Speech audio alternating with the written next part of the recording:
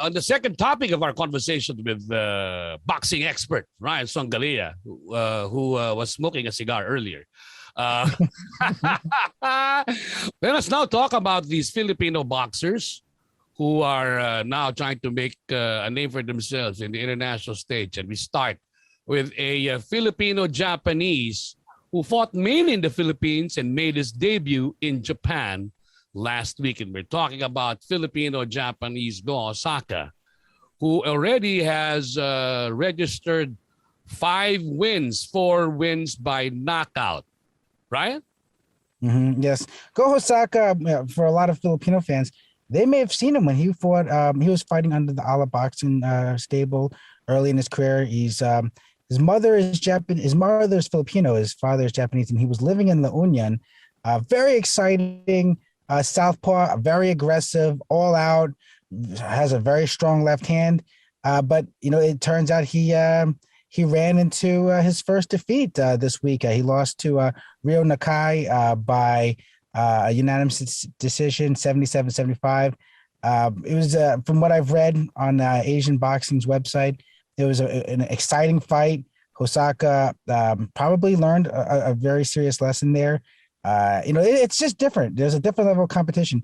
He had been fighting in the Philippines, and this was his second fight in Japan. And the Japanese fighters, especially in those lighter weights, are probably the best fighters in the world right now. So you can't write him off after one loss. He's 25 years old, and I have a feeling he'll be back.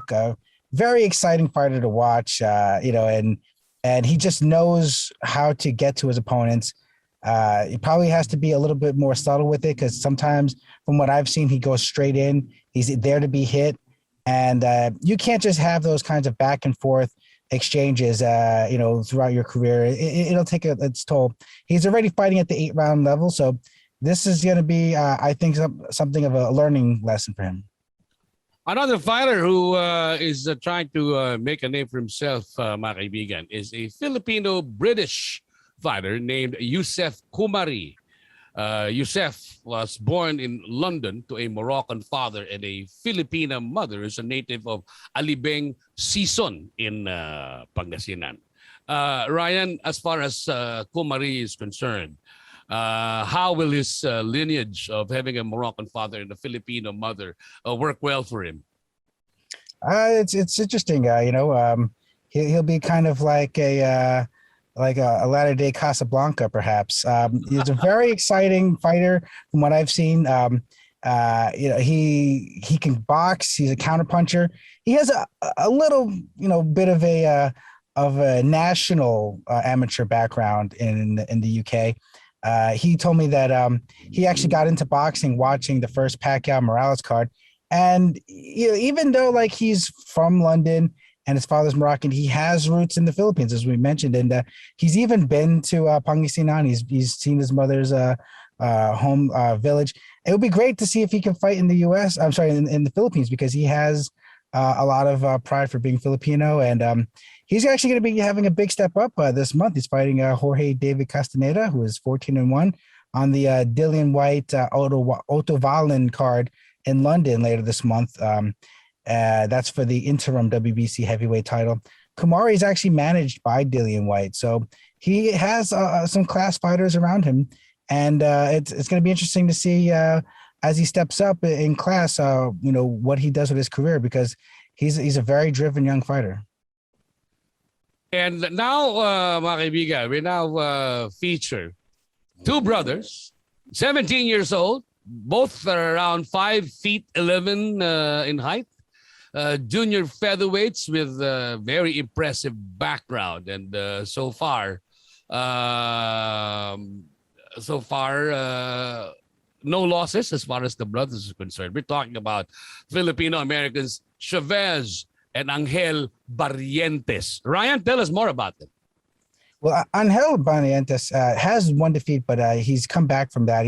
They both fight on the PBC stable there. Very deep amateur background. They're trained by the father. They're from Hawaii.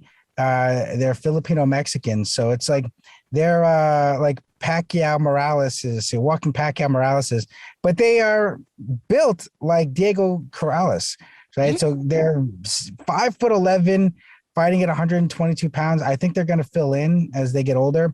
19 years old, they have deep backgrounds in the amateur scene and on the junior level. They've won every single tournament that there is to win as juniors.